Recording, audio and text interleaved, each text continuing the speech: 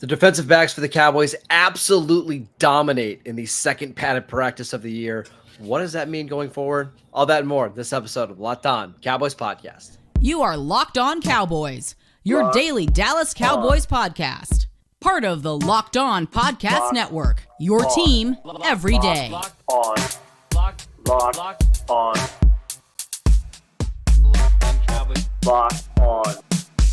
Cowboys.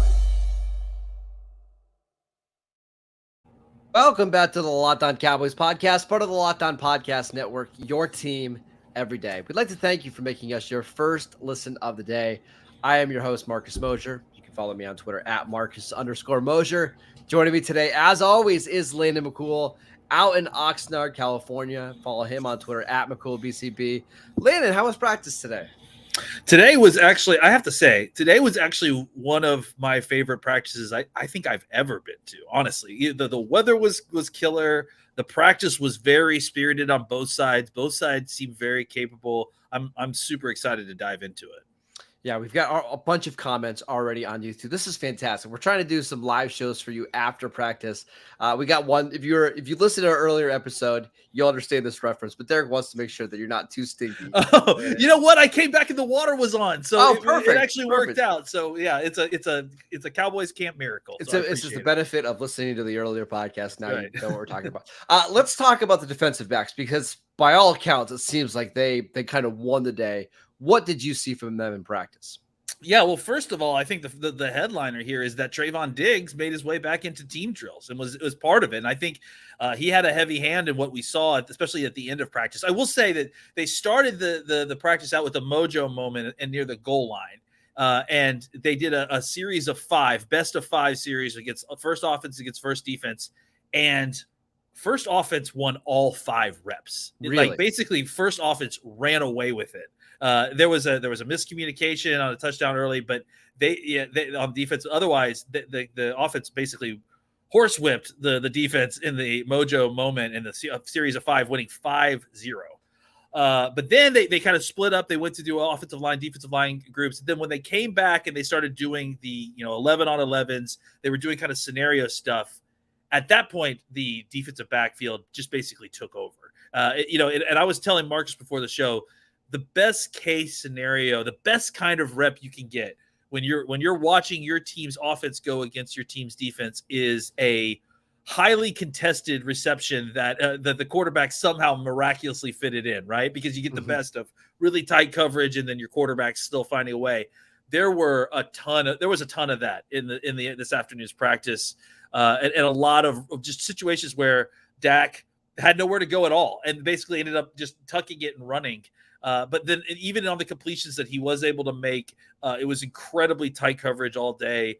It was a noticeable difference having Gilmore and Diggs out there on the field for the first time, as opposed to where it was. And it really had a trickle-down effect on the cornerbacks that were underneath them and the playing on the second and third teams as well. And so coverage top to bottom was just outstanding all day.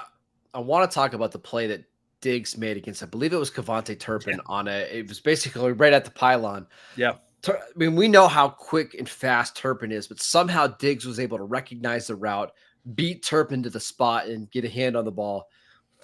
It certainly doesn't look like a player who's missed the last, couple weeks with a toe injury. Like, Diggs looked fantastic. Certainly didn't look like a guy who's got a serious toe injury. Let's say that, right? Like I was telling Marcus before the show started that it was one of those situations where I had seen Diggs, he dressed out yesterday as well and kind of went through some stuff and then kind of pulled himself out when it became time to do competitive periods or 11 on 11s or 7 on 7s. And so none of that was surprising all the way up until suddenly they're doing 11 on 11s. And actually he was in the mojo moments. And that was the first time I think we had seen both of them in pads on the field together. It was very kind of unceremonious, but it was very exciting to see them. And obviously, especially at the back end of practice, the results kind of speak for themselves. The other thing that I noticed from this practice was the energy. I mean, there's a lot of yelling and hyping each other up. Like, that's when you know you got a good practice going on. When you've got high energy and people are competitive and they're into practice. That was certainly the feeling today. And maybe that comes a little bit because of you've got a crowd there watching you, cheering you on. But sure. I mean, You can speak for this. How was the energy at practice? The energy was great. I mean, especially on the field, like they just they seemed hyped. Everyone was was screaming, and when the big plays were happening, they were hyping out. They were talking trash to each other. Oh yeah, you could hear that, and they were into it, and to the point where they actually, I feel like they kind of, I don't know if this clip made it around. I'm sure it has, of Parsons taking Dak to the ground. Well, we're going to talk about Parsons in a second. I got that one. After that, they kind of had to like rein them in a little bit because it just had gotten kind of full tilt. And to remind everyone, even though they're in full pads and they're thumping, this is not what they call live play yet, because live play goes all the way to the ground. What they're doing is all the way up to as a thump, basically, and then a thump and grab, and then that's the end of the play. So when there's more than that, that kind of really shows like the level of excitement that sometimes they're having a hard time controlling themselves and not, and pulling back when they're supposed to be. All right. So you brought up Micah. Let's talk about him today. The good, he was around the quarterback all day long. He just made so many big plays, and he would have had, I don't know how many sacks. The bad news, he was around the quarterback a little bit too much today, including the play that you mentioned where he kind of went low on Dak. It looks like he either slipped or got blocked a little bit. So it wasn't intentional. I'm not saying that. But McCarthy was right behind the play. He kind of threw the play sheet he had. Like, he was upset. And I was. Rightfully so, because that could have been your season right there. When it happened, as soon as it happened, I screamed, "Micah, what are you doing?" Like, it was a situation, if I remember correctly, that he got his hands on Dak, and I think his feet left him, like, and so he slipped down and then put Dak down with him a little bit. So, I mean, I think that that's the kind of thing that it definitely can't happen. Look, to sum up Micah Parsons, once again. All of today's practice is under the caveat that every single one of these plays actually wouldn't have happened because Micah Parsons would have ruined the play at the beginning. I mean, he would have had a dozen sacks today. I mean, tackles for loss. He was destroying everything. I will throw out there, though, we didn't get a full day of Terrence Steele. Tyron Smith was kind of in and out with some of these reps. So there was up to 3 backup offensive lines start with the starters at different points with the offensive line. And it showed. I mean, Lawrence and Parsons were basically destroying everything. They couldn't run the football at all in that portion once those guys were out. So that part, it definitely was dominated by the defensive line throughout the day. I want to talk more about Dak Prescott because, I mean, just from some of the clips, it looked like he was absolutely on fire. We will get to that next. This episode is brought to you by eBay Motors. Our partners at eBay Motors have teamed up with Locked On Fantasy Football host Vinny Iyer to bring you some of the best fantasy picks each week, all season long. Whether you're prepping for a draft or you're scouting the waiver wire, every week we're going to provide you the players that are guaranteed to fit on your roster. So with draft prep underway for the upcoming season, let's see who Vinny has picked out for us in this week's guaranteed eBay Fit Fantasy Picks of the Week. This week, it's Tony Pollard. We know Tony Pollard a little bit. Are you looking to park an elite running back in your fantasy football garage after the top half dozen options have been taken off the lot? You can still find a sleek ride in Tony Pollard now that he is the unquestioned feature back in the Cowboys offense. Without Ezekiel Elliott, Pollard's speed and acceleration will allow him to dominate key touches in a strong rushing attack. Vinny Iyer from Locked On Fantasy Football is going to help you win your fantasy championships. And eBay Motors knows a championship team is about each player being a perfect fit. And the same is true for your vehicle. With eBay Guaranteed Fit and over 122 million parts and accessories for your vehicle right at your fingertips, you can make sure that your ride stays running smoothly.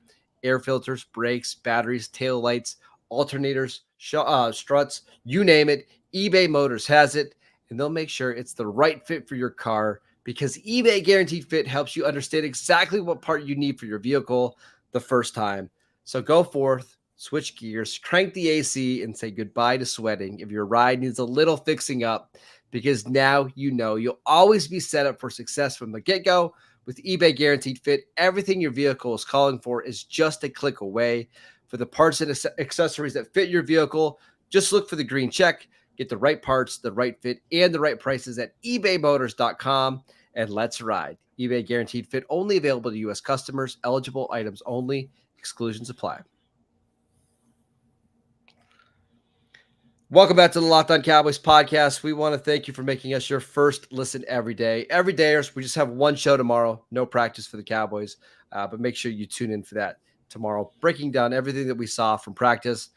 I want to talk about Dak Prescott, who seems like he had another really good practice. What did you see from him? Yeah, like I mentioned before, one of the bright spots about the offense was that when there was tight coverage, Dak was still able to find receivers, fit into tight spots. He had a couple different throws to tight ends where he really was able to thread the needle, specifically to Hendershot for a touchdown in one of those plays. I think it was during the goal line kind of mojo moment period. But several different other points where he just that one throw to Turpin where he scored on the in the mojo moment was incredible.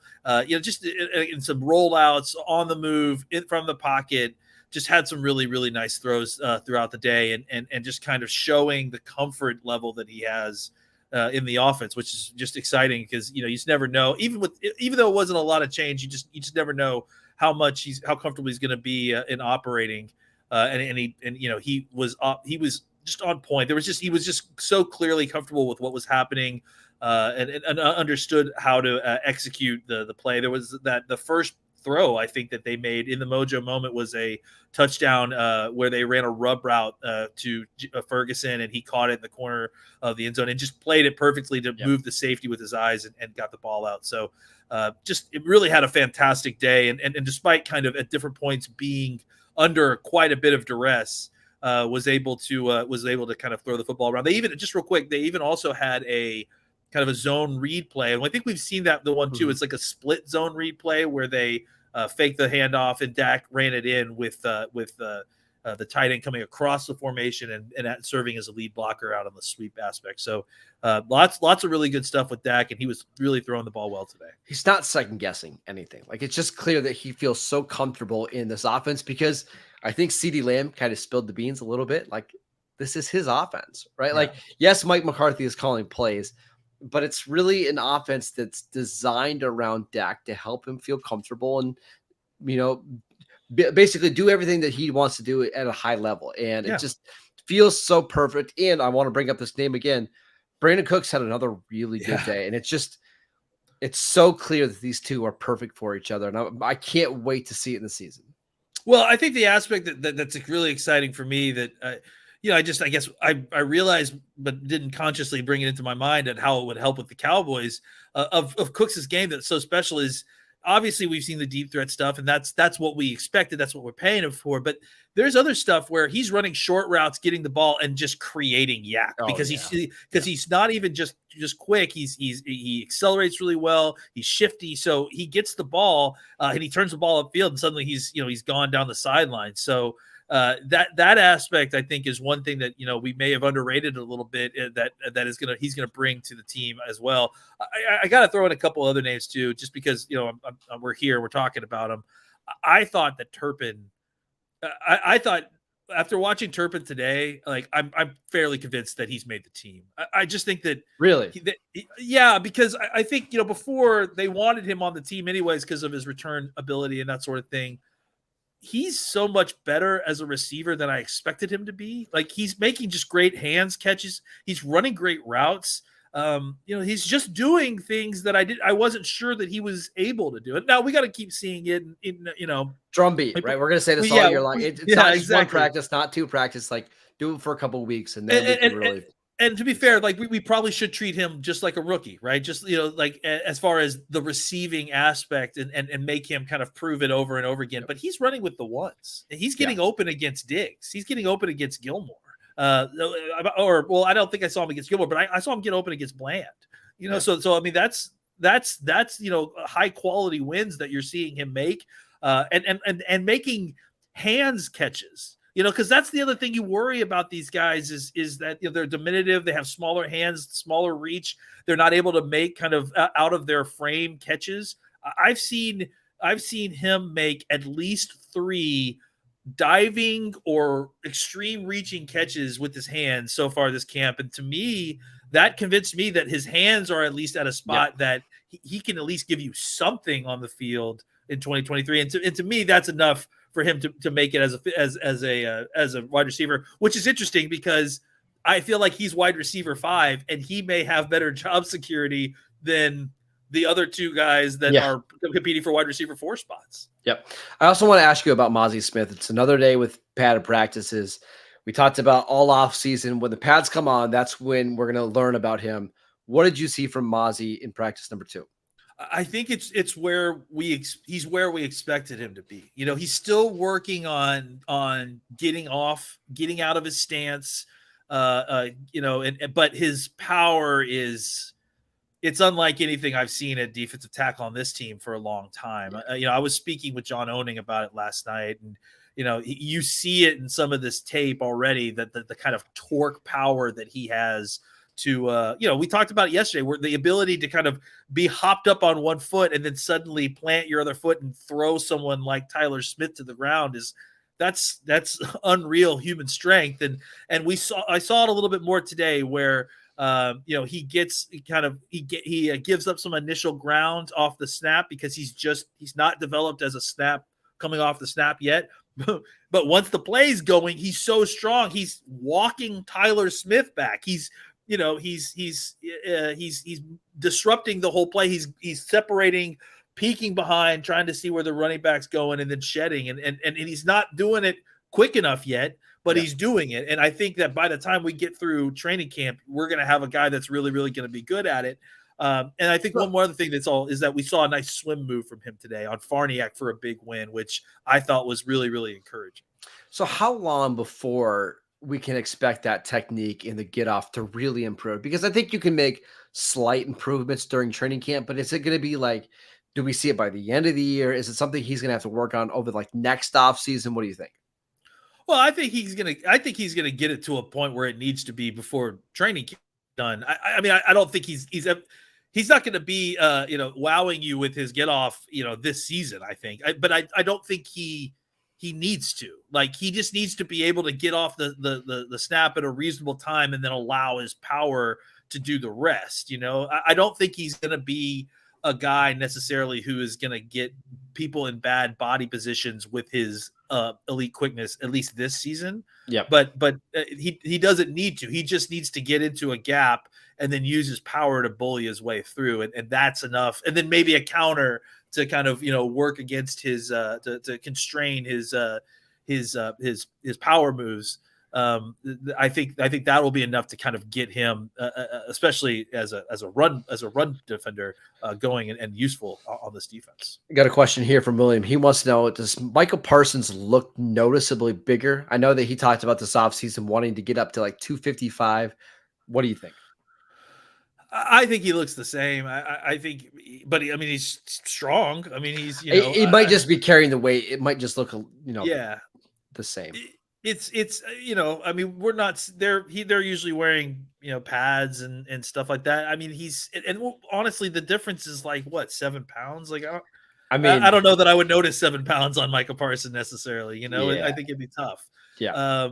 I will say that as far as the running reps thing, that there's not a concern of that unless he does, unless he actually hits Dak again. Yeah. Right? But I think we talk about it actually in the stands all the time, how frustrating it must be, because what they do is Parsons comes around, he taps Dak on the shoulder, and then his play is done. They let Dak kind of continue and finish the play.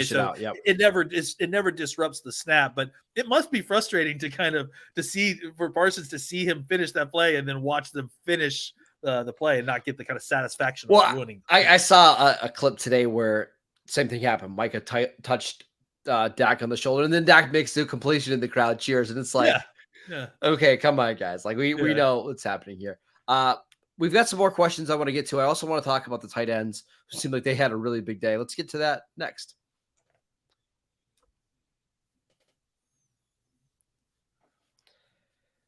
All right, Landon, I want to get to a couple more questions that we have here from YouTube. This one from Johnny. He wants to know, how do the linebackers look so far in practice? Anybody standing out to you?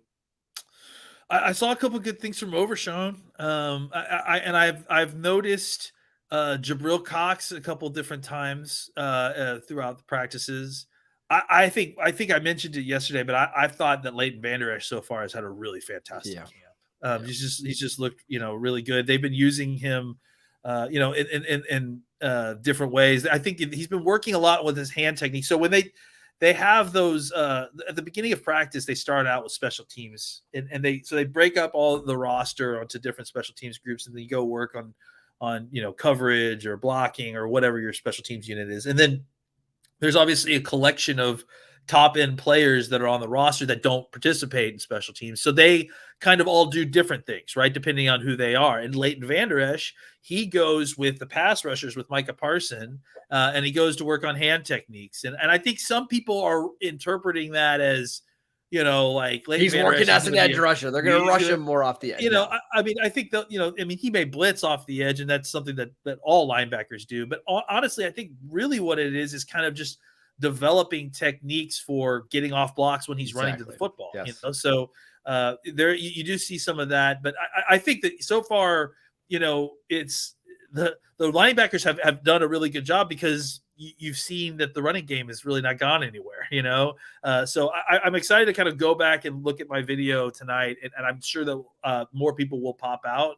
But I mean, I have definitely noticed, like I said, guys like some of the quicker guys like Cox and Overshown knifing in and making tackles and that sort of thing. Overshown and Cox are the two linebackers that I really want to see play a lot in the preseason, because I think that's when their speed is going to stand out. I think we know what Leighton Vander Esch is. There was a play, I think we've already referenced it, where Vander Esch had absolutely amazing coverage on Peyton Hendershot in the red zone. I mean, you couldn't cover him better, but the throw and the catch were just better, which leads us to the tight ends. I know you and I were talking pre-show. You thought they both had a really good day today.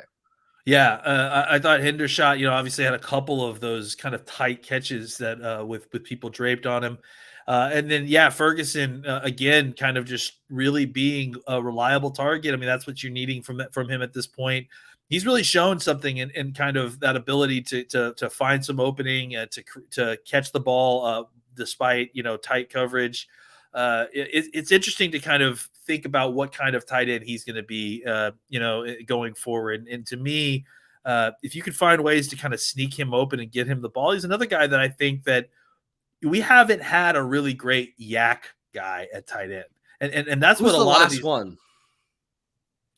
I mean, the last one was Jason Witten when he was young. I mean, honestly, like early career Jason Witten. Honestly, that's probably the answer. And I think I wouldn't want to tackle Martellus Bennett. So I mean, James Hanna for like a couple games. Actually, Blake Jarwin might be your bet. It's Blake Jarwin. You're right. That's the answer. So I think, So I think having a guy that can, produce in that sort of way, and think about, some of the top tight ends in the league. Like that's a huge part of their games now. I mean, I think that it's really what makes you a top tight end, right? That's Travis Kelce's basically his whole game. Yeah. And I mean, he's going to go to the Hall of Fame for it. And then, Kittle, I think in a lot of ways, I mean, he's not necessarily, making huge catches above the rim as much as getting the ball and being extremely hard to tackle. So I think Ferguson kind of fits in that mold a little bit of a guy that is, is a good receiver, is a good route runner, but really, really is making his hay once he has the ball in his hands and just avoiding tacklers and getting up the field. We got a couple more questions just really quickly. This was not even a question. It's just Jalen Brooks is the truth already. I mean, this is a 7th round receiver that the Cowboys drafted primarily because of special teams, but it seems like he's at least making some hay on offense so far. Yeah, he honestly, again, another great day. He did have one drop, but outside of that, had a basically flawless practice from what I saw. I mean, it was just catching everything. Made one really outstanding catch at one point that was just ridiculous. Drum beats continue. The drum beat continues with him without a doubt. All right, this is our last question here from Kendall. Who may not make the team on each level of defense at this point? So we don't even have to go through each level, but like somebody who is a bigger name player that you think could be fighting for a roster spot. I mean, I think I think that the defensive back and the defensive line room is going to be a really difficult cut down.